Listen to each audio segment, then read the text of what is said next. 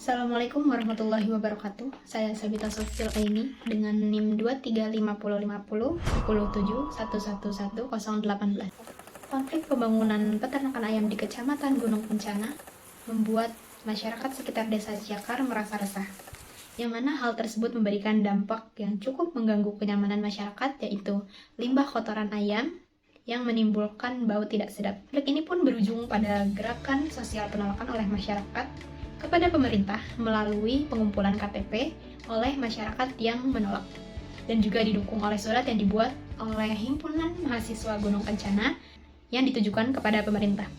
Kabar baiknya, pemerintah menerima penolakan tersebut dengan sukarela karena pendirian peternakan tidak berdasarkan pada izin resmi, mengganggu kenyamanan masyarakat, dan juga melanggar Peraturan Daerah Kabupaten Lebak Nomor 2 Tahun 2014 tentang rencana tata ruang wilayah. Aspek pertama yaitu analisis lembaga. Yang pertama yaitu fungsi lembaga, yang mana lembaga yang terdapat di dalam kasus ini yang pertama yaitu pemerintah desa berperan dalam memberikan izin pendirian peternakan.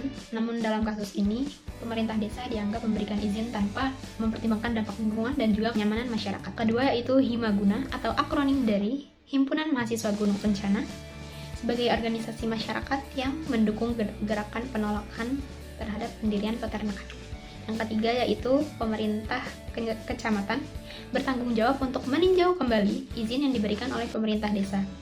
Yang keempat yaitu masyarakat sipil yang mana berperan aktif dalam mengekspresikan ketidaknyamanan mereka melalui protes dan juga pengumpulan KTP oleh masyarakat yang tidak mendukung pendirian peternakan tersebut.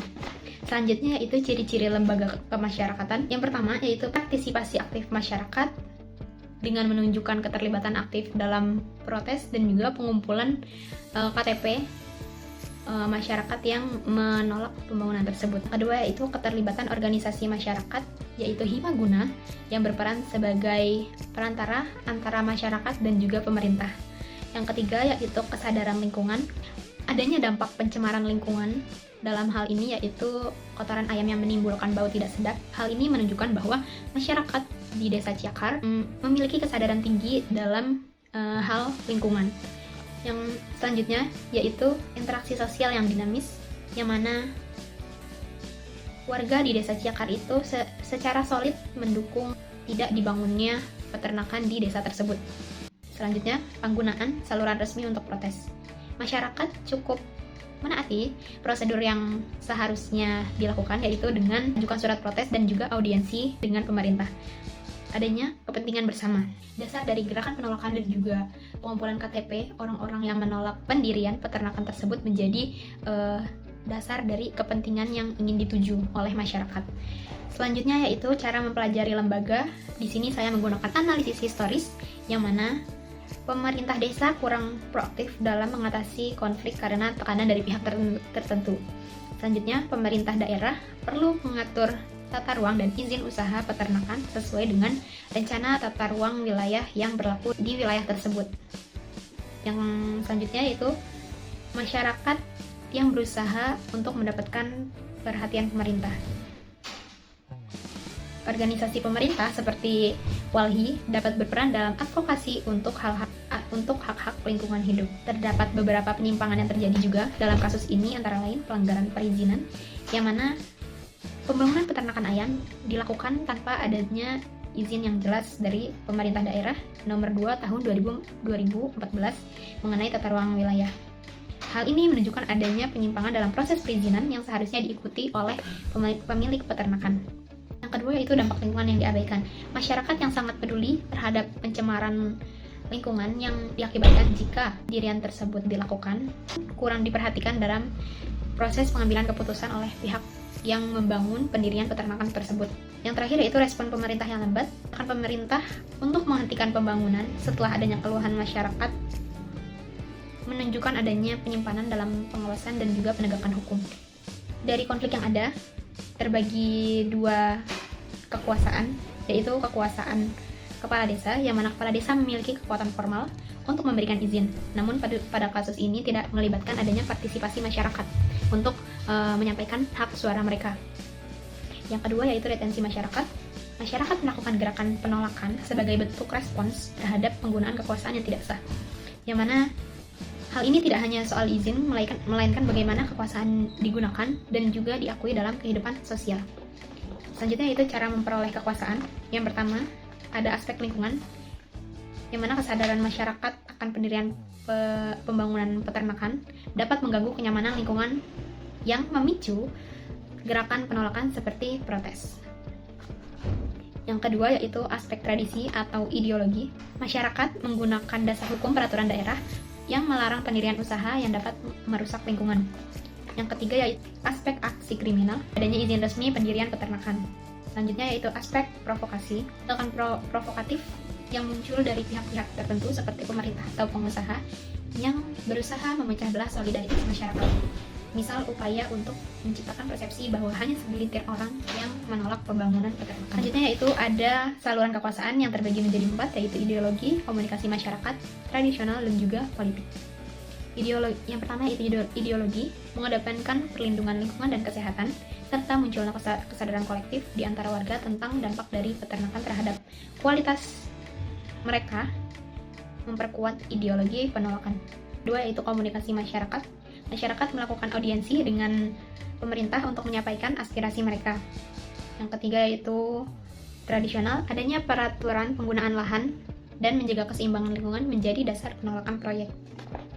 Yang terakhir yaitu politik, himaguna berperan sebagai jembatan antara masyarakat dan juga pemerintah.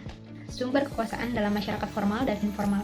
Masyarakat formal terbagi menjadi kekuasaan legislatif, eksekutif, dan yudikatif, sementara informal yaitu organisasi setempat dan gerakan sosial mobilisasi masyarakat. Selanjutnya yaitu kebijakan utama dalam sektor peternakan di Indonesia yang mempengaruhi peternak kecil. Yang pertama yaitu perizinan usaha, yang mana hal ini seringkali menjadi tantangan bagi peternak kecil karena kurangnya pemahaman mengenai prosedur yang ada.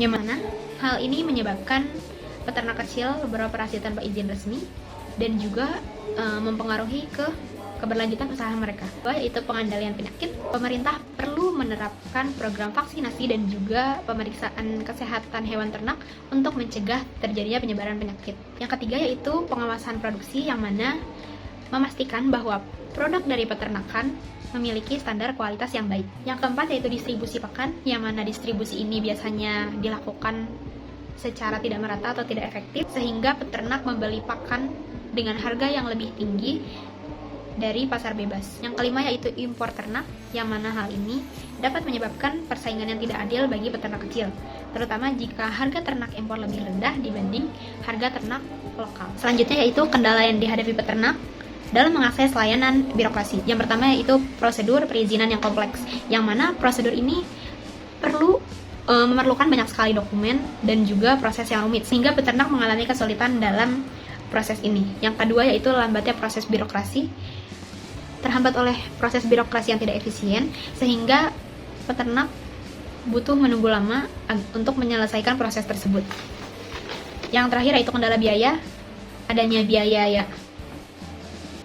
mengurus perizinan dan memenuhi persyaratan administratif seringkali juga menjadi beban bagi peternak. Biaya mengurus perizinan dan juga persyaratan administratif lain seringkali menjadi beban tambahan bagi peternak. Itu pengaruh regulasi dan birokrasi terhadap produktivitas, efektivitas, dan juga daya saing peternak kecil. Yang pertama yaitu produktivitas, berpengaruh pada proses perizinan yang rumit dan juga biaya yang tinggi. Yang kedua yaitu efisiensi, lambatnya proses birokrasi, dan juga keterbatasan akses informasi bagi peternak. Yang ketiga yaitu daya saing, kesulitan mengakses pasar formal dan juga persaingan dengan perusahaan yang lebih besar. Selanjutnya yaitu peran dinas peternakan dalam meningkatkan kualitas pelayanan publik kepada peternak. Yang pertama yaitu memberikan izin dan juga mengatur usaha peternakan. Yang kedua, menerapkan program penyuluhan yang efektif.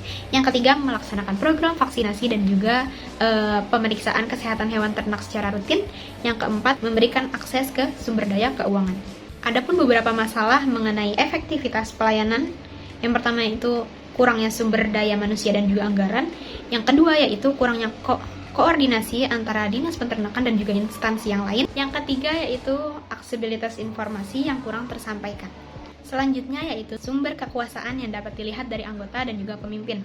Yang pertama yaitu kekuasaan ganjaran berupa insentif dari pemerintah. Pemerintah menawarkan insentif kepada masyarakat yang mendukung pendirian peternakan ini. Namun pada kasus ini belum terlihat bukti bahwa pemberian insentif ini dilakukan secara efektif oleh pihak yang berwenang. Yang selanjutnya yaitu kekuasaan keahlian, yaitu Himaguna, yang mana merupakan organisasi mahasiswa yang menyuarakan aspirasi masyarakat melalui surat penolakan yang dilayangkan kepada pemerintah, serta meningkatkan kesadaran publik dan advokasi hukum bagi hak-hak masyarakat terkait lingkungan. Yang terakhir yaitu kekuasaan rujukan, yaitu peraturan daerah. Masyarakat dapat menggunakan peraturan daerah Kabupaten Lebak nomor 2 tahun 2014 mengenai rencana tata ruang wilayah dan Perda nomor 9 tahun 2010 tentang retribusi tertentu sebagai sumber legitimasi. Selanjutnya yaitu unsur-unsur kekuatan, terdapat 4 macam, yaitu cinta, takut, percaya, dan juga yakin. Yang mana takut ini masyarakat takut akan pencemaran lingkungan yang terjadi setelah adanya pendirian peternakan tersebut, dan juga takut tidak ada respon dari pemerintah mengenai protes mereka. Selanjutnya yaitu cinta. Masyarakat memiliki kesadaran tinggi atau cinta terhadap lingkungan sehingga menolak adanya pendirian peternakan tersebut. Yang ketiga yaitu percaya. Masyarakat percaya bahwa Himaguna dapat menjadi perantara mereka untuk menyuarakan ketidaksetujuan mereka atas pendirian peternakan kepada pemerintah. Yang terakhir yaitu keyakinan. Masyarakat yakin dengan bersatunya mereka dapat meningkatkan solidaritas masyarakat, serta masyarakat juga yakin bahwa langkah yang mereka ambil itu merupakan langkah yang selanjutnya, yaitu cara mempertahankan kekuasaan. Yang pertama dengan penguatan legitimasi, yang mana pemimpin dapat memperkuat legitimasi dengan merujuk pada peraturan daerah mengenai pendirian peternakan. Yang kedua yaitu membangun aliansi dengan pihak-pihak yang memiliki kepentingan serupa. Yang ketiga yaitu komunikasi yang efektif dengan melakukan dialog terbuka dengan masyarakat untuk mensosialisasikan dampak baik dari pendirian peternakan. Selanjutnya yaitu bentuk-bentuk wewenang. Yang pertama, wewenang resmi, yaitu kepala desa sebagai pemberi izin adanya peternakan di desa tersebut. Yang kedua yaitu wewenang legislatif, yang mana dalam hal ini yaitu pemerintah membuat dan juga menerapkan peraturan mengenai tata ruang dan pendirian peternakan.